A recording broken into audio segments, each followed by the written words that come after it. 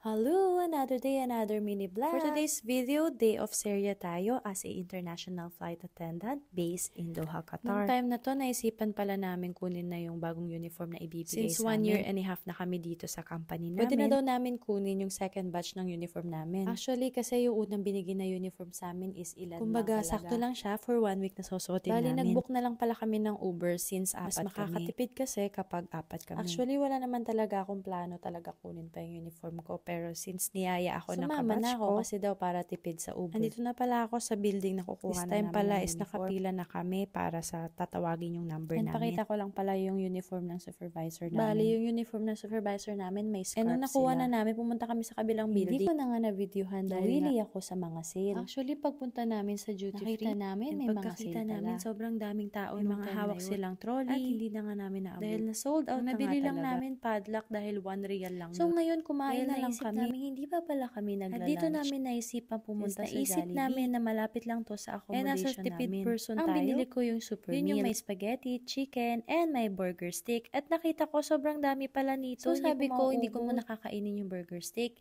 Gagawin ko na lang siyang dinner ko mamaya. And time, galit-galit muna kami. Siyempre, mga gutom na kami. Alam niyo bang iba ang lasa ng spaghetti yung timpla ba? Dito? Compare sa po, iba talaga kapag yun yung kinalakihan mo. Hindi naman halatang gutom ako. And yung mga kasama ko, gutom din sila. Bumili pa nga sila ng peach pie. Ng fries dahil gutom pa sila. Nakatipid na naman ako pang dinner ko mamayang gabi. And umuwi na kami niyan at nag-usap kami na mag-swimming. At dahil minsan lang kami magsabay-sabay ng mga day off. Minsan lang talaga kami makakalabas na pag-usapan namin, suotin namin tong bathrobe na binigay ni Ana, yung kabatch namin. Christmas gift niya pala sa amin yun. May mga kanya-kanyang pangalan. And every time pala nalalabas ako sa flat ko, kailangan ko mag-tap para may lalabas ako. Pala, and sumunod lang ako since kanina pa sila nandito sa pool. May kiddie pool din pala dito. Pero nga pala yung pool namin dito sa accommodation kasi libre lahat. Katabi ng pool area yung gym. Alam nyo ba, kahit may gym dito, hindi ako minsan kapag day off ko, iniisip ko na lang, matulog na lang ako. Lang yung pahinga ko. Noong time na yan is naisipan na namin mag-pictorial. Syempre, hindi mawawala kung sa amin yun. Ginagawa namin. Balik tayo sa pag-gym. Hindi ko alam, bakit ganito tayong mga Pinoy, no? Mga libre na facilities, tapos hindi naman natin gagamit. Tapos pag wala ka na dito, ipupush mo na mag-gym, tapos magbabayad ka pa. Pero itong panahon ng libre, sobrang tamad mo. Pinoy nga naman. Ayan nga pala ako, pakyut lang ng pakyut. Pinapakita ko lang yung suot ko. Actually, sinuot ko na to nung birthday ko. Suot ko na nga ulit yung bathrobe kasi maglalaro kami. 1, 2, 3, go! Spaghetti! Go!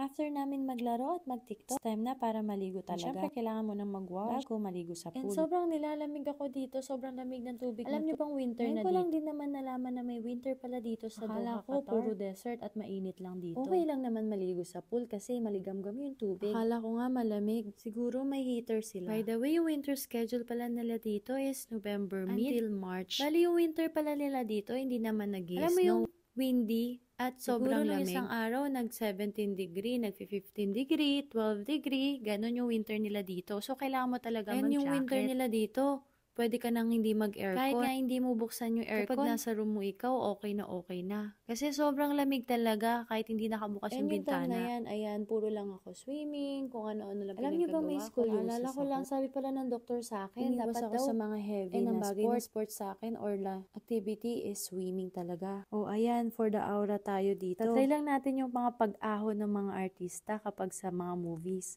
Oh, pak, ang sexy yarn. Kaso nga lang, napasukan pala tayo ng tubig sa tinga, kaya gumaganyan tayo. Ganyan din ba kayo? Ewan ko, effective naman siya kapag itatalon mo at naka-side yung nalagyan ng tubig.